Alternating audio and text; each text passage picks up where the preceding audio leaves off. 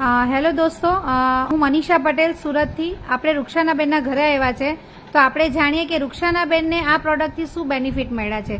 રૂક્ષાનાબેન, તમે તમારા મોઢેથી જરાક સંભળાવશો આ પ્રોડક્ટથી શું બેનિફિટ મળ્યા છે તમને? હેલો, કેમ છો બધા? મેં છે તો રૂક્ષાના પપ્પાવાલા બોલું છું.